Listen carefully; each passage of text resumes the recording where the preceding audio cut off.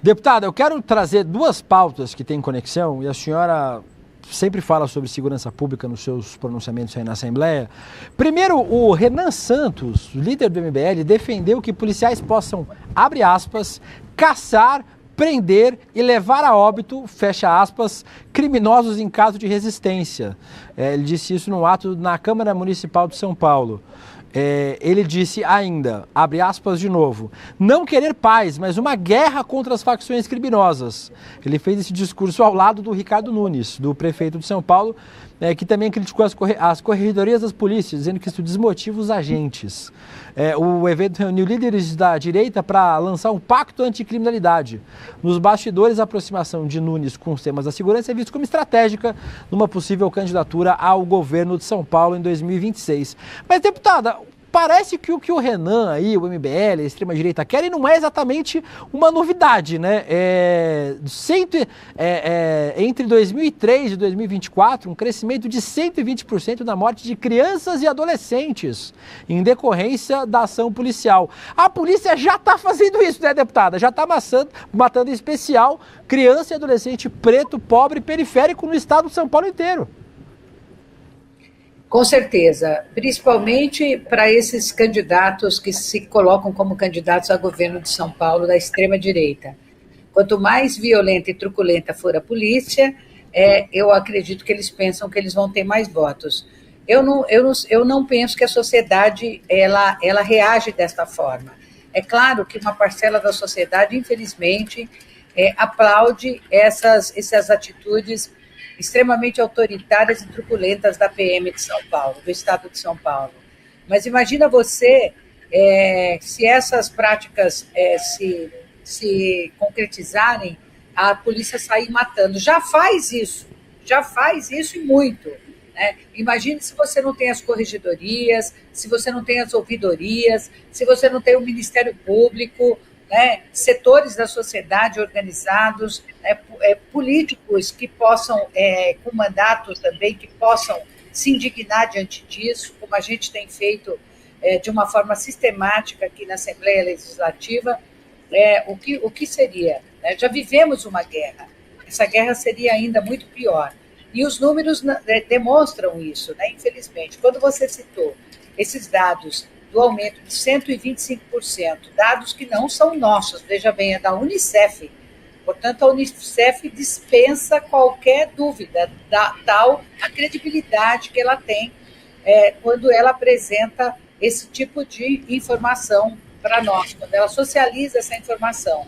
Então, você vê que, infelizmente, a polícia pratica seus atos a esmo, né, sem qualquer questionamento. Nós vimos agora o episódio mais triste e recente da morte do senegalês, um trabalhador que podia não estar no mercado formal de trabalho, mas estava trabalhando, estava vendendo bonecas produzidas aqui, não estava vendendo contrabando, e ainda que ele estivesse fazendo algo que fosse irregular, você tem mecanismos e formas de abordagem completamente diferentes, que não seja o assassinato, porque o que aconteceu com esse senegalês é que ele foi assassinado, e isso tem acontecido de uma forma muito recorrente na polícia, e a gente tem denunciado, e a gente tem gritado, mas até agora o que a gente observa por parte da Secretaria Estadual de Segurança Pública e do próprio governador Tarcísio é o seguinte: afastamos os policiais até a poeira baixar, sabe como é que é? Uhum. Aí, dali 30 dias, 60 dias no máximo, eles já retomam suas atividades. Né? Primeiro, às vezes, retomam atividades internas, burocráticas e administrativas, para algum tempo depois, né, voltarem para as ruas e cometerem, às vezes, atos iguais ou até piores, como sai na imprensa muitas vezes, que tal pessoa foi assassinada por um policial que já tinha um histórico de violência no exercício da sua função. Deputada, só para trazer informações, o Guga vai perguntar também, mas o nome desse homem senegalês morto pela PM é Ngangue Mbaye, foi morto durante uma abordagem no Brás, aqui na região central de São Paulo, e os movimentos negros têm denunciado aí o que eles chamam de execução entidades como a MNU, a Peregum, a Uniafro e mais de 60 organizações. Ele foi atingido para tentar salvar, proteger suas mercadorias que estavam sendo apreendidas. Foi socorrido, mas morreu no caminho do hospital. Guga, pode perguntar para a deputada também. Deputada, é um prazer falar contigo. Esse aumento no número de mortes pela polícia de São Paulo é uma política do governador Tarcísio? Ele deseja esse aumento? O Guga, é uma política deliberada do governador, né? Deliberada. Ela é algo que é planejado, não é o acaso, né? Porque o acaso, se fosse o acaso, aconteceria 1, 2 vezes, 3 vezes no máximo.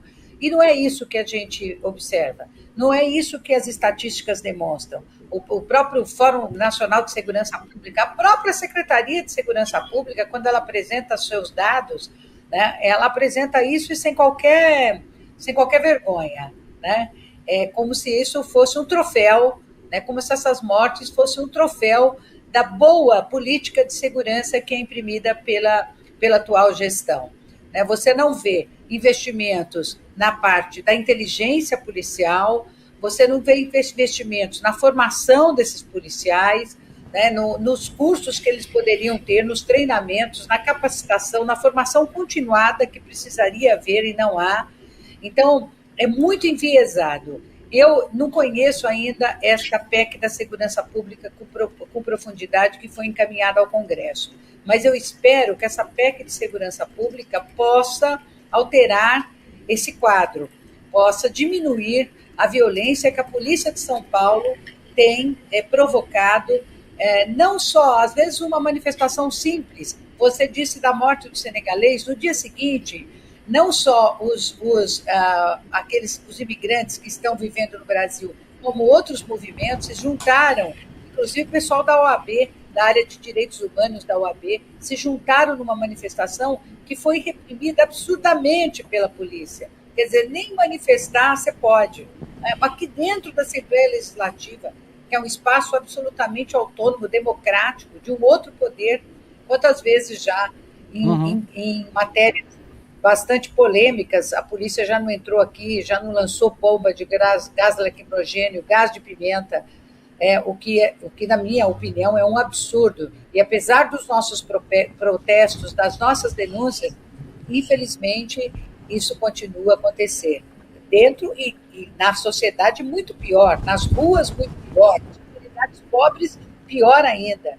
Então, isso é preciso dar um basta nessa violência e fazer com que os encaminhamentos e as ordens, tanto da Secretaria de Segurança Pública quanto do governador Tarcísio, possam mudar. Mas me parece que o governador não tem essa intenção e continua a execução desenfreada da Polícia Militar de São Paulo.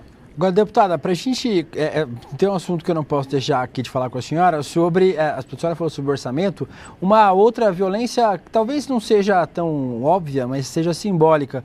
O governador Tarcísio, eu recebi essas informações aqui do Dimitri Salles, seu assessor aí, inclusive um beijo para o Dimitri. O Tarcísio mandou o orçamento da Secretaria da Mulher separando R$10, não é 10 mil, não é 10 milhões, é 10 o número que vem depois do 9, é isso? Para cada política. Além disso, 9 milhões para custeio administrativo, pagamento dos servidores, compra de material do escritório, que dá menos de 1 milhão por mês. Aí depois de uma discussão na Lesp, foi acrescido 20 milhões para parceria com a iniciativa privada e mais 6 milhões para emenda parlamentar para parceria com os municípios.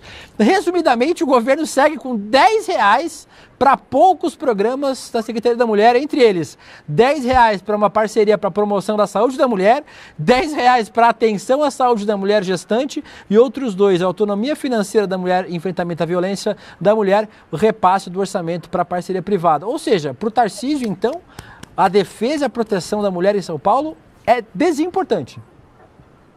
É inexistente, praticamente, né?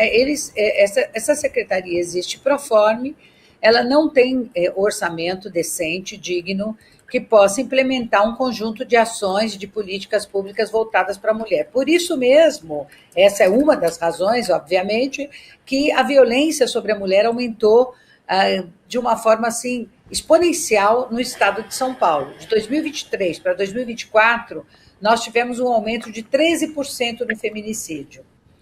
Os índices de estupros e de agressões à violência da mulher sobem 20%, 30% a cada ano.